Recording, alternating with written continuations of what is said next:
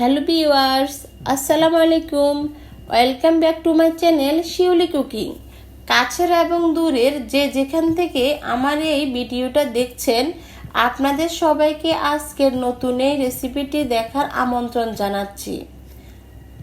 আজকে আমি আপনাদের তৈরি করে দেখাবো খুব সহজ ও মজাদার রুই মাছ দিয়ে ঢেঁড়স রান্নার রেসিপি।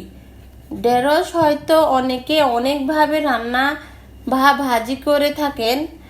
আজ আমি আপনাদেরকে বলবো কিভাবে মাছ দিয়ে ঢেঁড়স রান্না করা যায়। তার আগে অবশ্যই বলতে হচ্ছে, যদি আপনি আমার চ্যানেলে নতুন হয়ে থাকেন তাহলে আমার চ্যানেলটাকে সাবস্ক্রাইব করবেন, আর যারা অলরেডি সাবস্ক্রাইব করেছেন তাদেরকে অসংখ্য ধন্যবাদ।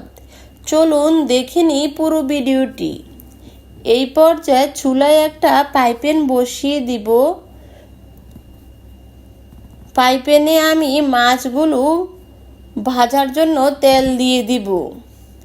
মাছগুলো লবণ হলুদ দিয়ে আগেই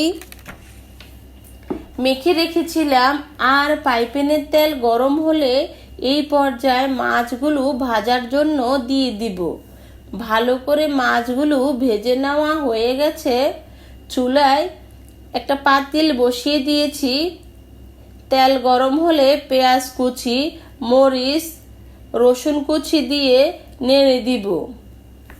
আপনারা চাইলে মশলা অ্যাড করতে পারেন, আমি মশলা ছাড়াই রান্না করব। এখন আমি পেঁয়াজ মরিচগুলো ভেজে নিব।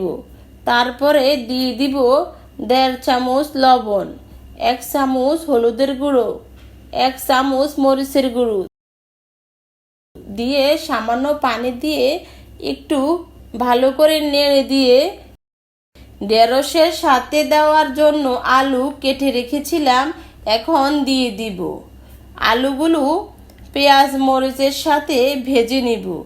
ভেজে নেওয়া হয়ে গেলে এই পর্যায়ে ধুয়ে রাখা ঢেঁড়সগুলো দিয়ে দিব। এখন পেঁয়াজ মরিচের সাথে ঢেঁড়সগুলো ভেজে নিব। ভেজে নেওয়া হলে সামান্য পানি দিয়ে একটু কষিয়ে নিব। ঢেঁড়স কষানো হয়ে গেছে।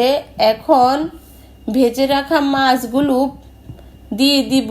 দিয়ে পরিমাণ মতো পানি দিয়ে 20 মিনিটের মতো রান্না করে নিব। আর ঢেঁড়স নরম একটা তরকারি, এটা ভাতের সাথে খেতে খুবই ভালো লাগে। ঢেঁড়স রান্নার শেষে আমি কিছু ধনিয়া পাতা দিয়ে দিচ্ছি। দিয়ে 2 থেকে 3 মিনিট রান্না করে নিব। ঢেঁড়স রান্না আমার হয়ে গেছে। যারা মশলা ছাড়া ঢেঁড়স রান্না পছন্দ করেন তাদের জন্য আমার আজকের এই রেসিপিটি।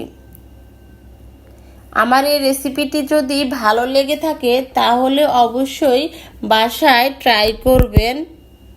আজকের মতো এখানে বিদায়। আল্লাহ হাফেজ।